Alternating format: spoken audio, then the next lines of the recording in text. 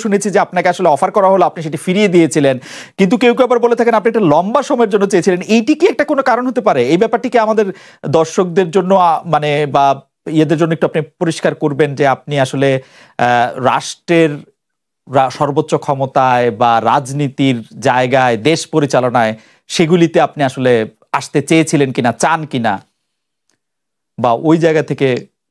যদি চাইতাম খালেদ, যদি চাইতাম, তখন যখন মিলিটারি আমার বাসায় এসে বসে রইল সারা রাত আমাকে রাজি করানোর জন্য, আমি তো লুফে নিতাম। রাজি করানোর জন্য বসে থাকতে হবে কেন? আমি যদি ক্ষমতাই চাইতাম বলে আর চলেন চলেন, কি করতে, কি কোন জামাটা পড়তে হবে দেখিয়ে দেন, এখনই যাচ্ছি। আমি তো সেটা করিনি। তাদের সঙ্গে তর্ক করেছি, সারা রাত ধরে তর্ক করেছে যে না ভাই আমাকে দিয়েন না, আমি এই কাজের উপযুক্ত না, আপনারা অন্য লোক খোঁজেন। তারা আমার উপরে মন ঠিক করে ফেলেছে আমাকে নিতে হবে। আমি বারে বারে বলতেছি তাদেরকে, তারা নিরাশ হয়ে ফিরে গেল, বললো যে সকালবেলায় আবার আসবো, সকালবেলায় আসলে তখন আপনি আমাদেরকে বলেন যে রাজি আছেন। আমি বললাম না, সকালবেলা আসলে একই কথা পাবেন, কারণ আমি তো এটা এমন কিছু না যে মনের মধ্যে সন্দেহ রেখে, দ্বন্দ্ব রেখে আপনাদেরকে বলছি, অত্যন্ত পরিষ্কার ভাবে আপনাদের কাছে বলছি। ঠিক আছে, তা না হলে তো আমি সঙ্গে সঙ্গেই রাজি হয়ে যেতাম। কে ছাড়ে যাও আপনাকে? দেশের পুরো সরকারের প্রধান হবার জন্য আহ্বান জানাচ্ছে বাংলাদেশে এরকম কয়জন মানুষ আছে বলবো যে না আমি এই দায়িত্ব গ্রহণ করব না? আমি তো করলাম সেটা। এখন আমার নামে বলা হচ্ছে 10 বছর চেয়ে। আমি বছর নিয়ে প্রশ্নই উঠে না। প্রশ্ন হচ্ছে আগামীকাল সকালবেলা আপনি শপথ গ্রহণ করবেন, এই কথা। আমি বলছি না, করবো না। তারপরে এরপরে তো কয় বছর, কয় কাণ্ড। আমি 10 বছর দিয়ে কি করবোটা কি? আমি 10 বছর দিয়ে, আমি তো বলছি আমি এই কাজের জন্য নই। দেশে আমার দেশ পরিচালনা করা আমার দায়িত্ব না, আমার কাজ না। আমি জানি না এটা কিভাবে করতে হয়, আমি যেটা জানি সেটা করি। Make sense. আপনার মেয়ে মনিকা ইউনুস সম্প্রতি একটি সাক্ষাৎকার দিয়েছেন সিএনএন-এ। সেখানে আমি তাকে একটু যদি অনুবাদ করি তাহলে সেরকম পড়তে পারবো, যে আমি তাকে উদ্ধৃত করছি যে কোনো এক সময় প্রধানমন্ত্রী শেখ হাসিনা ও ডক্টর ইউনুস একসঙ্গে কাজ করেছেন। আমি আশা করি সেই সময়টা আবার ফিরে আসুক, শুধু গ্রামীণ কিংবা সংশ্লিষ্ট সব প্রতিষ্ঠানগুলোর ভালোর জন্যই নয়। যদি তারা আবারও একসঙ্গে কাজ করেন তাহলে সেটা চমৎকার হবে। এই মনিকা ইউনুসের এই আশা কি আপনারও মানে একই রকম আশা কিনা, যে প্রধানমন্ত্রী শেখ হাসিনা এবং ডক্টর ইউনুস একসঙ্গে কাজ করলে আরো কিছু চমৎকার কাজ হবে, বা এটা আপনি আশা করছেন এরকম কি? এটা কি এখন আমার জন্য করা যাচ্ছে না যে আমি নারাজ, যে করতে চাই না?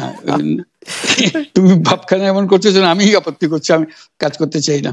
আমাকেও যে বললাম চোর বদমাইশ করে রেখেছে, সেখানে কাজ করার তো কথাই উঠছে না। আমার নাম উঠলেই ওনার রাগ উঠে যায়। আমাকে সুদখোর না বললে ওনার মন তৃপ্ত হয় না। আমাকে চুবিয়ে না ডুবালে, পদ্মা নদীতে আমাকে চুবিয়ে না ডুবালে ওনার মনে শান্তি আসে না। ঠিক আছে, আমি কি করে বলবো? ওনাকে বলতে তো হবে, ওনাকে যদি কিছু বলতে হয়। পদ্মা নদীর কথাটা যখন উঠলই, পদ্মা ব্রিজ সম্পর্কে যে কথাটা সরকারের উচ্চ মহল থেকে এটা বলা হয় যে আপনি আপনার ক্ষমতা ব্যবহার করে বা আপনার পরিচিতি ব্যবহার করে বা আপনার যে একটা সাংঘাতিক রকমের গ্রহণযোগ্যতা সারা দুনিয়াতে আছে, যেটি আসলে ওয়ার্ল্ড ব্যাংক সহ অন্য জায়গায় আছে, সেটি দিয়ে আসলে আপনি পদ্মা সেতুটা বাংলাদেশ যাতে ঋণ না পায় সেটির জন্য আপনি চেষ্টা করেছেন। এই ব্যাপারটা নিয়ে কি আপনি একটু কিছু বলবেন, যে এটা আপনার বিরুদ্ধে একটা অভিযোগ? কি বলবো, এটা বলো, এটা হাস্যকর একটা কথা মুখ থেকে বলে ফেললো চোর ডাকাতের মতো, এটাও আরেকটা বলে ফেললো, এটাই সত্য হয়ে গেল। আমরা যে বারে বারে বিবৃতি দিলাম তখন এটা প্রশ্নই উঠে না। আমরা বাংলাদেশের নাগরিক হিসেবে আমরা গৌরবান্বিত যে এই পদ্মা সেতুর উপরে আমরা একটা সেতু বানাতে পারবো, এটার জন্য আমরা সবাই চাই। কাজে এটা তো বিরোধিতা করার তো প্রশ্নই উঠে না। কেন বিরোধিতা করবো? দেশে যে একটা বড় রকমের ঘটনা ঘটতে যাচ্ছে সেটা তো আমরা সবাই সমর্থন করেছি। তিনি বলেই চললেন। এখন একজনে বলতে থাকলে তো আমার করার কিছু তো নাই। উনি এত শক্তিধর যে এখানে আমার কথা তো কিছুই থাকে না। ওনার সব সরকারের যাবতীয় প্রচার যন্ত্র ওনার হাতে। আমার তো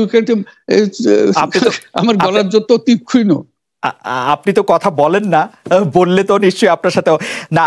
একটি প্রশ্ন আসছে যে পদ্মা সেতুর যখন উদ্বোধন করা হবে তখন কি আপনাকে নিমন্ত্রণ জানানো হয়েছিল? মানে রাষ্ট্রের পক্ষ থেকে এরকম বলা হয়েছিল যে আপনাকেও নিমন্ত্রণ জানানো হবে, বা আপনি মনে আছে কিনা? মনে পড়ে না, এরকম করছে। আচ্ছা, আচ্ছা, আমি একটু যে বিষয়টি নিয়ে আপনি আসলে শুরু করেছিলেন যে আপনার প্রতিষ্ঠান জবরদখল করা নিয়ে, সেই জায়গাটার মধ্যে একটু আসি। আমাদের যে আন্ডারস্ট্যান্ডিং, সেই আন্ডারস্ট্যান্ডিংটা হচ্ছে এরকম: আপনার হাত দিয়ে যখন গ্রামীণ টেলিকমের প্রতিষ্ঠা হয়, তখন এর আয় থেকে আপনি গ্রামীণ ব্যাংকের সদস্যদের জন্য ব্যয় করার কথা বলেছিলেন বা ভেবেছিলেন। আপনি গ্রামীণ ব্যাংক থেকে চলে আসার সময় বা ওই আগে পরে আমরা দেখেছি যে সে আর্টিকেল অফ অ্যাসোসিয়েশনটা আসলে ওই একই রকম নাই, বদলানো হয়েছে। তো গ্রামীণ ব্যাংকের বা গ্রামীণ টেলিকমের এই বেনিফিশিয়ারি থেকে গ্রামীণ ব্যাংকের সদস্যদের আসলে বাদ কেন দেওয়া হয়েছে? মানে এইটার পিছনে কারণ কি? এখন গ্রামীণ টেলিকমের যে লভ্যাংশ তা কোন খাতে আসলে ব্যয় করা হয়, বা মানে যে আয়টা, মুনাফা, সেটি আসলে কিভাবে ব্যয় করা হয়? গ্রামীণ টেলিকম একটা স্বতন্ত্র প্রতিষ্ঠান। এটা কোম্পানিজ আইনের 28 সেকশন 28 দ্বারা সৃষ্ট। তার অর্থ হলো যে এটাকে আইনের ভাষায় বলে non dividend company, guaranteed by limited by guarantee. কাজে এটার কোনো মালিক নাই। কাজেই মালিক যেহেতু নাই, এটা তার নিজের নিয়মে যারা গ্যারান্টি দিয়েছে, যারা গ্যারান্টির পরিমাণও খুব সীমিত, লিমিটেড বাই গ্যারান্টি, এটা 1000 টাকা। মানে যদি যত তোলপাড় হয়েও যায় কোম্পানিতে, বহু পাওনা থেকেও যায় লোকজনের, যারা এটার পরিচালনা পরিষদে আছে তাদের দায়িত্ব হবে 1000 টাকা পর্যন্ত, এর দায়ী থাকবে 1000 টাকা পর্যন্ত, এর বেশি তার দায়িত্ব থাকবে না। কাজে এত সহজ সরল একটা জিনিস। তো সেটাই হলো গ্রামীণ টেলিকম। গ্রামীণ টেলিকম তখন একবার বলেছিল যে তাদেরকে কিছু কিছু সহায়তা দেবে তারা উপায় অর্জনের কাছ থেকে। এটা তাদের নিজস্ব সিদ্ধান্ত, এটা কারো চাপারও সিদ্ধান্ত না। যে সিদ্ধান্ত, সেই সিদ্ধান্ত অনুসারে সেই সমস্ত যে পরিমাণ টাকা তারা বলেছিল দেবে, এখানে দিয়ে যাচ্ছে। এই পর্যন্ত 500 কোটি টাকার উপরে দেওয়া হয়েছে এই সাহায্য সহায়তা থেকে। কাজে ওইটা যে আমরা বা গ্রামীণ টেলিকম এটার থেকে পৃথক হয়ে গেছে, তার যে কথা দিয়েছিল, কথা পুরো, এটা একটা কথা দিয়েছিল, এটা পূরণ করছে না, এটা আইনিগত কোনো বিষয় যে আইনি বাধ্য হতে আমাদের দিতে বাধ্য হবেন এরকম কিছু ছিল না। কাজে এই ধরনের বিষয়টা এই টেলিকমের বিষয়ে বলা। গ্রামীণ ব্যাংকের আপনি যখন মানে গ্রামীণ টেলিকমটা আপনি প্রতিষ্ঠা করেন, সেই সময়ে গ্রামীণ টেলিকমের সাথে গ্রামীণ ব্যাংকের সম্পর্কের যে বিধিমালা, সেই বিধি কি আপনি যখন চলে এসছেন গ্রামীণ ব্যাংক থেকে সেটি পরিবর্তন করা হয়েছিল? তো সেই পরিবর্তনটি মানে পরিবর্তনটির জায়গাটা যদি আমাদের একটু পরিষ্কার করতেন। পরিবর্তন ছিল যে আগে এটা নমিনেট করতে পারতো গ্রামীণ ব্যাংক, চেয়ারম্যান পদের জন্য একজন লোক নমিনেট করতে পারতো। আমরা যেহেতু গ্রামীণ ব্যাংক থেকে আমাদেরকে সরিয়ে দেওয়া হয়েছে, তখন আমরা মনে করলাম যে এটা রাখার আর দরকার নাই। গ্রামীণ টেলিকম থেকে সেই পদটা আমরা পরিষ্কার করে দিয়েছি, যখন এটা আর দরকার নাই। এইটুকুই পরিবর্তন হয়েছে। এটা ন্যায়সঙ্গতভাবে পরিবর্তন করার ধারা অনুযায়ী যা যা করতে হয় সেটা করা হয়েছে। এতে তার ইচ্ছা বা তার কর্তব্য, তার করণীয় যে অবজেক্টিভস আছে, কোথাও পরিবর্তন হয় নাই। এই ক্ষেত্রে আমাদের এই বিষয়ে আর কি এইটাই আমাদের আরেকটা প্রশ্ন, সেটা হচ্ছে যে গ্রামীণ টেলিকম কি গ্রামীণ ফোন থেকে প্রায় 37% লভ্যাংশ পায়? যে এবং যদি পায় 34% লভ্যাংশ পায়, সেই 34% লভ্যাংশের যে টাকাটা, সেই টাকাটা কোথায় বা কি উদ্দেশ্যে ব্যয় করা হয়? সেই সামাজিক ব্যবসায়, যেটি আসলে আপনার প্যাটেন্ট করা সোশ্যাল বিজনেস, সেটির কাঠামোটা আসলে কি, বা সেটি কিভাবে আপনি করেন? সামাজিক ব্যবসা হলো এমন একটা নতুন ধরনের ব্যবসার চিন্তা, যেটা আমরা প্রমোট করছি, আমরা নিজেরা প্র্যাকটিস করছি। যেটা ব্যবসা মানে হলো মুনাফা করা, ব্যক্তিগত মুনাফা করা, এবং তার লক্ষ্য হলো সর্বোচ্চ মুনাফা করা। এটি হলো ইকোনমিক্সের নিয়ম, যে সর্বোচ্চ মুনাফা যদি করি সবকিছু ঠিকঠাক মতো চলবে। আমরা বললাম যে এটা ভুল জিনিস, যে সর্বোচ্চ মুনাফার মধ্যে দিয়ে মানুষকে এক রকমের নেশাগ্রস্ত করেছে। এই মুনাফার নেশার মধ্যে তাকে ঢুকিয়ে দেওয়া হয়েছে। এই মানুষকে এই মুনাফার নেশাগ্রস্ত মানুষ হিসেবে এটা আমরা কল্পনা করতে পারি না। আমরা বলছি যে এটা মুনাফা সে করবে, সর্বোচ্চ মুনাফা করবে, কিন্তু অন্য ধরনের ব্যবসা আছে। ব্যবসা এখন শুধু এক প্রকারের ব্যবসা আছে, যে ব্যবসাতে শুধু মুনাফা সর্বোচ্চকরণ, এটাই হলো নির্দিষ্ট নিয়ম। আমরা বলছি আরেক রকমের ব্যবসা, যেটা হলো মানুষের সমস্যার সমাধান করা, মুনাফার জন্য কোনো রকমের ইচ্ছা তার না থাকা, মুনাফা বিহীন ভাবে, কোনো মুনাফা, ব্যক্তিগত মুনাফা না নিয়ে শুধু সমস্যা সমাধানের জন্য ব্যবসা করা, এটাকে আমরা বলছি সামাজিক ব্যবসা। এই অর্থ দিয়ে আমরা সামাজিক ব্যবসাগুলো প্রতিষ্ঠা করছি, একটার পর একটা সামাজিক ব্যবসা প্রতিষ্ঠা করছি, যে কারণে আমরা এটার মধ্যে শরিক হয়েছিলাম, যে আমরা পুরো গ্রামীণ ফোনকে সামাজিক ব্যবসা করার চেষ্টা করেছিলাম। সেটা টেলিনরকে আমরা রাজি করাতে পারিনি, কাজে টেলিনর বলছে যে না আমরা ব্যবসা করব, কাজে আমরা ওটা না পেরে শুধু গ্রামীণ টেলিকমকে আমরা সামাজিক ব্যবসা হিসেবে রেখেছি। এর থেকে যে মুনাফা হয়, মুনাফার সমস্ত টাকা বিভিন্ন সামাজিক ব্যবসা সৃষ্টির কাজে ব্যবহৃত, এখনো তাই হচ্ছে। গ্রামীণ টেলিকমের যে আয়, মানে অর্থাৎ 34% ফ্রম গ্রামীণ ফোন, তো সেটার বিভিন্ন সামাজিক ব্যবসার ক্ষেত্রে আপনি এটি ব্যবহার করছেন।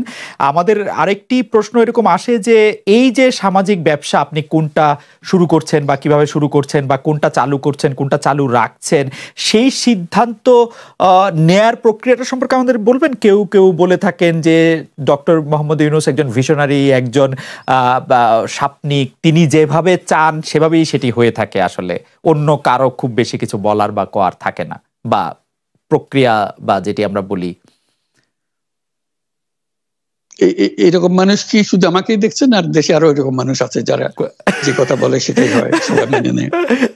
না, আপনার ক্ষেত্রে এটা হয়, আপনার ক্ষেত্রে সেটা হয় কিনা? যে আমার ক্ষেত্রে যদি এটা কনভিন্সিং মনে হয়, বোর্ড যদি সেটা গ্রহণ করে, এটা বোর্ডের সিদ্ধান্ত। আমি যত কথাই বলি না কেন, শেষ পর্যন্ত এটা মিনিটসে রাখা হবে যে এটা বোর্ডের সিদ্ধান্ত, যে বোর্ড সিদ্ধান্ত নিয়েছে বলে এটা গ্রহণ করা। এটা কার গলার জোর বেশি, কার ক্ষমতার জোর বেশি, কার চিন্তার জোর বেশি, এগুলো ভিন্ন জিনিস, এগুলো আইনে দেখে না। আইন দেখে যে বোর্ডের সিদ্ধান্ত কেনা। এই আপনার সামাজিক ব্যবসার যে মডেল, যেটার কিছুটা ইন্ট্রোডাকশন আপনি আমাদের দিলেন, সেটা সারা পৃথিবীতে অনেক জনপ্রিয় হয়েছে। অনেক জায়গাতেই আমি এটা নিয়ে অনেক ধরনের আলোচনা শুনি, কি ইউনিভার্সিটিতে, কি রাজনৈতিক অঙ্গনে।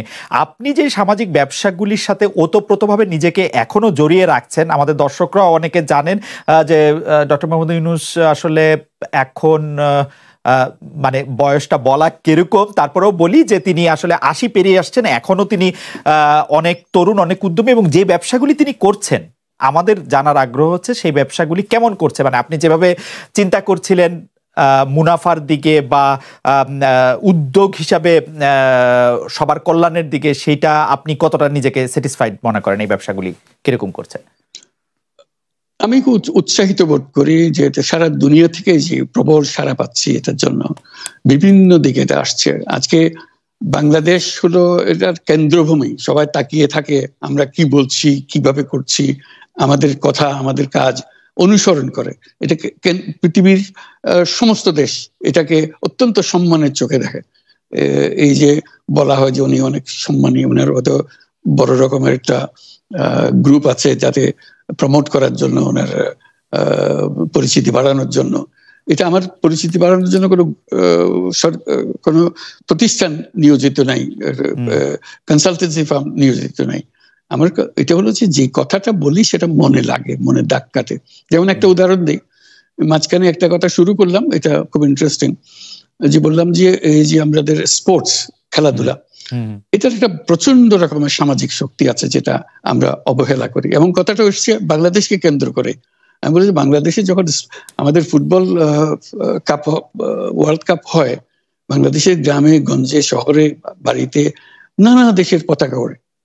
আমার কাছে মজা লাগে, এত দেশের পতাকা ওড়ে, গ্রামে যারা চেনে না জানে না এরকম দেশের পতাকা ওড়ে। শুধু তাই নয়, তার একটা নিজস্ব ফেভারিট ক্লাব আছে, যে ক্লাবের জন্য সে জান দিয়ে দিতে চায়, একেবারে উদ্বিগ্ন থাকে কি হচ্ছে না হচ্ছে, জিতলে কিরকম জয় জয়কার হয়ে যায়, আর হারলে কিরকম কান্নাকাটির রোল পড়ে যায়। আমরা যে এটা কেন হয়, যে লোককে চেনে না, সে কোথায় ব্রাজিল, কোথায় আর্জেন্টিনা, নাম শুনে নেই কোনোদিন, কিন্তু তার জন্য জান পড়া। আমরা যেটা হলো তার একটা মস্ত বড় শক্তি, এই যে আকর্ষণ করতে পারে, মানুষকে আকর্ষণ করতে পারে। কিন্তু এই শক্তিটা আমরা বাণিজ্যিক ব্যবহার করি, মুনাফার কাজে ব্যবহার করি, এন্টারটেইনমেন্টের ব্যবহার করি, কিন্তু সামাজিক কাজে ব্যবহার করি না। এই কথা বলতে আরম্ভ করলাম, অনেকে শুনতে আরম্ভ করলো। তা আমাকে প্রথম রিও অলিম্পিকে দাওয়াত করা হলো এই বিষয়ে, অলিম্পিক কমিটিকে বলার জন্য, যে যেহেতু লেখালেখি হচ্ছে, পত্রপত্রিকা বিষয়টা আসছে। তা আমি গেলাম, বললাম অনেকে পছন্দ করলো বিষয়টা, যে তারা কোনদিন চিন্তা করে না যে স্পোর্টস দিয়ে একটা সামাজিক শক্তি দাঁড় করাতে পারে, সামাজিক ব্যবসা সৃষ্টি হতে পারে। তখন ফ্রান্স থেকে আমাকে আলাদা করে দাওয়াত করলো সেদিন এইখানে রিওতেই, ওখানে এন হিদালগো প্যারিসের মেয়র, আরো বিশদভাবে জানার জন্য দীর্ঘ আলাপ হলো তার স্পোর্টসম্যানদের নিয়ে। পরবর্তীতে আবার সেটা আমাকে প্যারিসে আমন্ত্রণ করলো আরো বহু বৃহত্তর জনসাধারণের জন্য, স্পোর্টস লিডারদের সঙ্গে আলোচনা করার জন্য। তখন তারা সিদ্ধান্ত প্রশ্ন করলো অলিম্পিককে সামাজিক ব্যবসা করা যায় কিনা। হয়েছে অবশ্যই করা যায়। আমি ব্যাখ্যা দিলাম কিভাবে করা যায়, তারা খুবই কনভিন্সড হলো। তখন তারা ঠিক করলো, এটা হলো 2018 সাল, 2018 সালে ঠিক করলো যে তারা প্যারিস অলিম্পিক যেটা হবে 2024-এ, এই বছর 2024-এ হবে, তখন অনেক পরের কথা, এটাকে সামাজিক ব্যবসা অলিম্পিক করবে। আমাকে শুদ্ধ তারা নিয়ে গেল, আমি তাদের দলের একজন হলাম, প্রেসিডেন্ট ম্যাক্রো একজন, আমি একজন, আর এন হিদালগো, আমরা 3 জনের কমিটি। আমরা গেলাম লুজানে ইন্টারন্যাশনাল অলিম্পিক কমিটিকে বোঝানো, প্যারিসে যদি তোমরা সিলেক্ট করো প্যারিসকে, তাহলে প্যারিস এইভাবে সোশ্যাল বিজনেস অলিম্পিক করবে। আইওসি রাজি হলো। এখন এই 2024 সাল এসে গেছে, এখন প্যারিসে অলিম্পিক হবে এবং সেটা সামাজিক ব্যবসা অলিম্পিক হবে।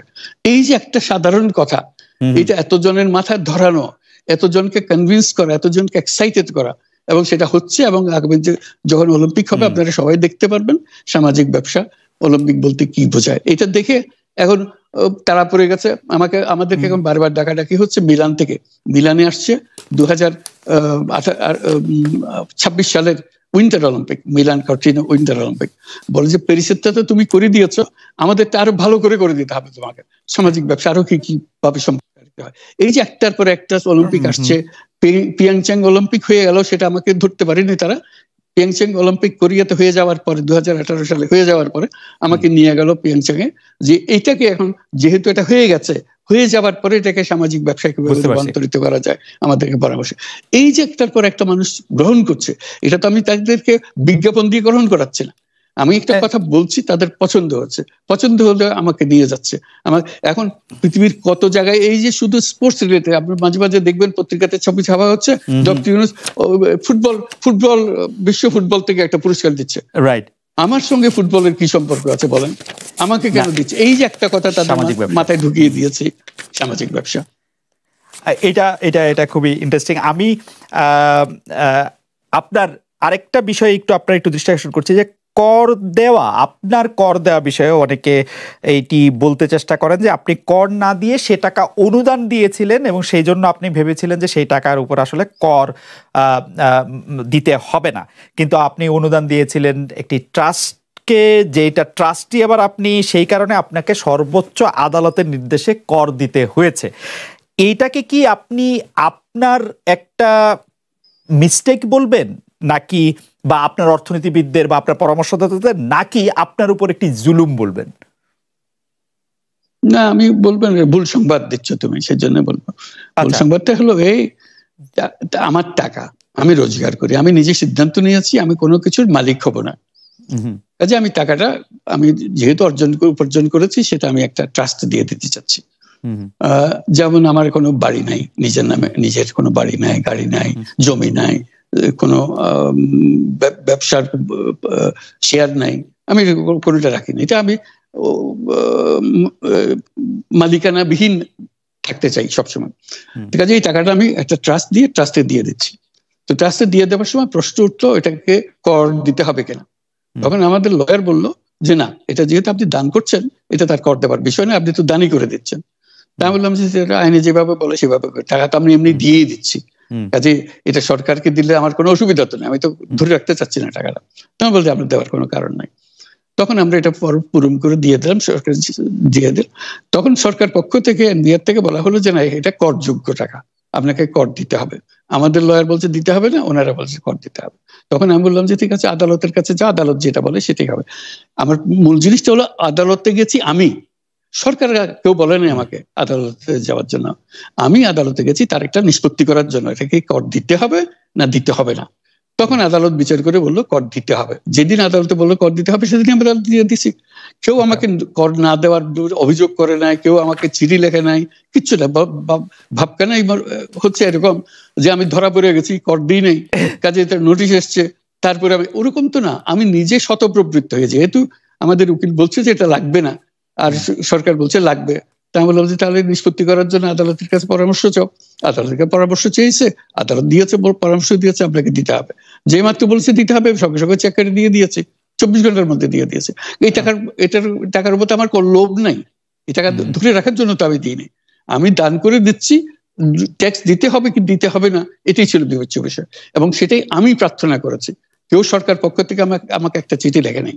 মানে আদালতের অনেকগুলি পর্যায়ে আপনার আইনজীবীরা এই ট্যাক্সটা যে আপনার উপরে অ্যাপ্লিকেবল না সেটা বলতে চেষ্টা করেছেন, সেই জন্য মনে হয় যে না, কোনো পর্যায়ে না, একটাই পর্যায়ে, শুধু একবারই হয়েছে।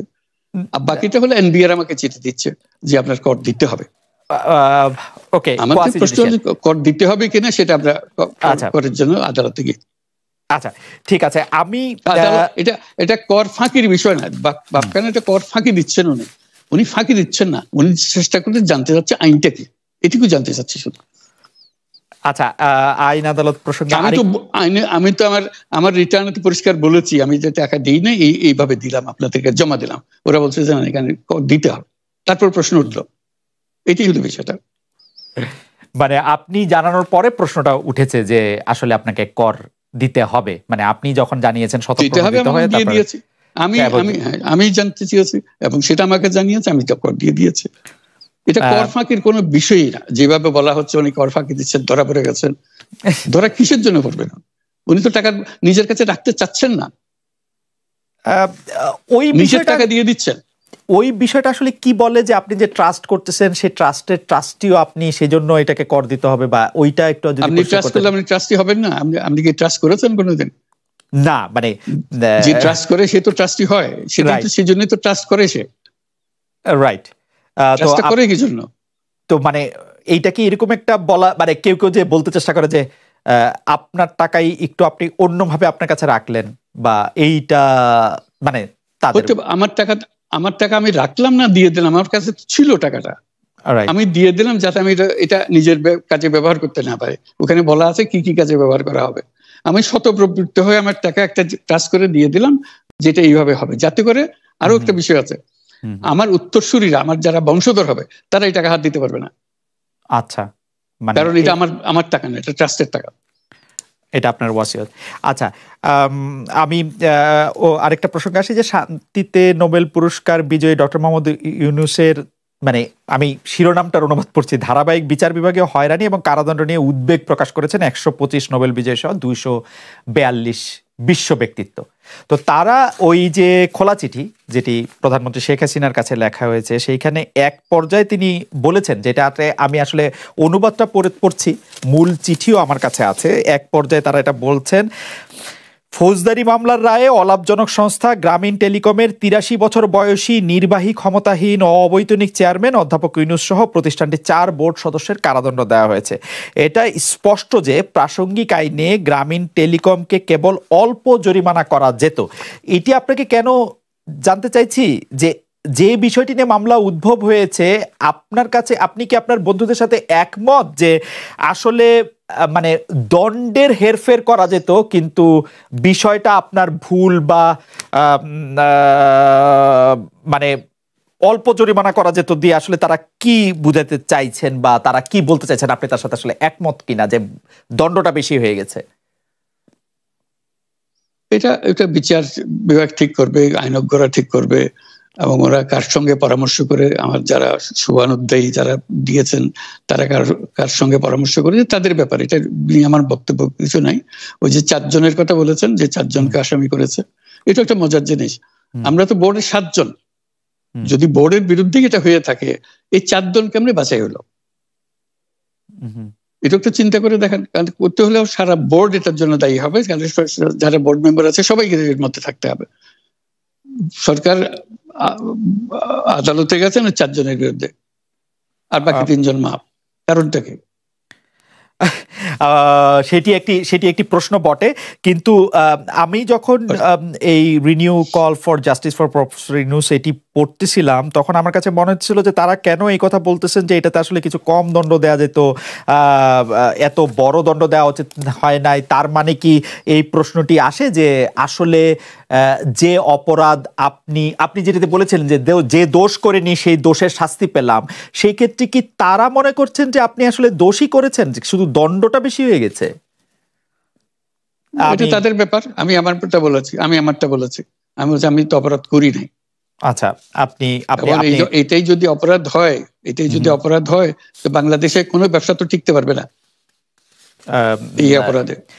এইটাও সব বোর্ডে আপনি কোনো লোক আনতে পারবেন না এখন, কারণ বোর্ডে আপনি সিদ্ধান্ত দিচ্ছেন নীতি সংক্রান্ত, একটা নীতি নির্ধারণ করার জন্য। বোর্ড হলো নীতি নির্ধারণের জন্য সিদ্ধান্ত দেয়। এখন কোথায় কি টাকা দিচ্ছে না, কার পাওনা টাকা ফেরত দিচ্ছে না, নেওয়া হয়নি, ইত্যাদি ইত্যাদি। এর জন্য যদি বোর্ড সদস্যকে এসে ধরি হয় তাহলে কেউ তো বোর্ডের সদস্য হতে চাইবে না। বোর্ডের সদস্য তার পাওয়ার কি আছে? এখানে তো এক পয়সাও পায় না সে এই বোর্ডের সদস্য হয়ে। এখন খামোখা জেল হাজতে যাওয়ার দরকার থেকে তার। এই কথা কি সত্য যে বাংলাদেশে এরকম একটা আইন আছে যে আইনের মধ্যে হচ্ছে মুনাফা করলে তার 5% আপনার আসলে শ্রমিকদের মধ্যে বন্টন করে দিতে হবে? এটা সবার জন্য সমানভাবে সত্য, যেটা আসলে এই কোম্পানিগুলি বা আপনার প্রতিষ্ঠিত প্রতিষ্ঠানগুলি মানে নাই, বা গ্রামীণ টেলিকম মানে নাই? এটা কি আসলে সত্য? ওইটা একই ব্যাপার। আপনি যে বলেন কোম্পানিগুলো, যারা টাকা রোজগার করে প্রফিট নেয়, আমাদের প্রশ্নটা সরকারের কাছে বা আদালতের কাছে আমাদের প্রশ্নটা ছিল, যে কারণে আমরা আদালতে গিয়েছিলাম। প্রশ্নটা আমাদের তো এটা সেকশন 28 কোম্পানি, এখানে কোনো মালিক নাই, এখানে মালিকও মুনাফাও নেয় না, মালিকও নাই মুনাফাও নাই। যে মালিকের মুনাফা নেয় না, যেখানে মালিকের মুনাফা নাই সেখানে শ্রমিকের মুনাফা আসবে কেন? কাজে এই বিষয়টা পরিষ্কার, এইটা আইন এখানে প্রযোজ্য হবে না, এই কথা বলে আমরা আদালতের কাছে গিয়েছি তার মতামত চাওয়ার জন্য। কাজে এখানে দোষের তো কিছু নেই, এটা ভিন্ন ধরনের, আমরা বলছি এটা ভিন্ন ধরনের প্রতিষ্ঠান। এখানে 5% দেওয়ার ব্যাপার, 5% দিতে হলে যে মুনাফা করতে হবে সেটা প্রথমত মালিককে সে মুনাফা পেতে হবে, মালিককে পেলে তারপরে বাকিরা পাওয়ার কথা আছে। কাজে এখানে তো মালিক নাই, মালিক পায় না। কাজে যেখানে মালিক পায় না সেখানে শ্রমিক পাবে কি করে? মানে কোম্পানিটি যে মুনাফা করে তার 5% শ্রমিকদের দিতে, মানে পরিচালক বা পরিচালনায় অসুবিধাটা কোথায়? মানে সেটা কি কোনো একটা প্রবলেম যে কোম্পানি যদি মুনাফা করে, ধরা যাক কোম্পানি মুনাফা করলো 100 টাকা, যেহেতু মালিক নাই, বোর্ডও নেয় না, কেউ নেয় না, কিন্তু তার 5% শ্রমিকদের দিতে, মানে সেটাতে কোথাও সংকট আছে কিনা? মানে কোনো অসুবিধা নেই, কোর্ট যদি বলে যে এটা আইন এটার জন্য প্রযোজ্য, আমরা দিয়ে দেবো।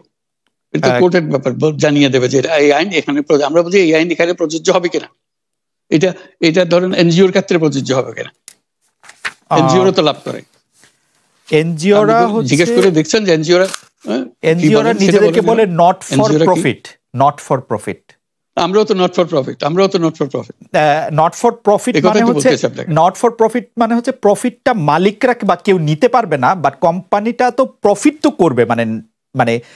মানে এনজিও তো প্রফিট করছে, সেই এনজিওদের ক্ষেত্রেও প্রশ্ন তোলা যায় বলে আপনি মনে করছেন? এই আইন যদি প্রযোজ্য হয় তাহলে সবার জন্য প্রযোজ্য হবে। ট্রু। আচ্ছা, আপনার বন্ধু, মানে যারা আপনার হয়ে কথা বলেছেন, সেই 242 জন বিশ্ব ব্যক্তিত্ব ওই কথাটি বলেছিলেন, যেটি প্রধানমন্ত্রী বলেছিলেন যে আপনারা কিছু এক্সপার্ট পাঠান, সেই এক্সপার্ট এসে দেখুক যে আসলে মামলা মেরিট কি আছে। তারা সাদরে সেটি গ্রহণ করেছিলেন।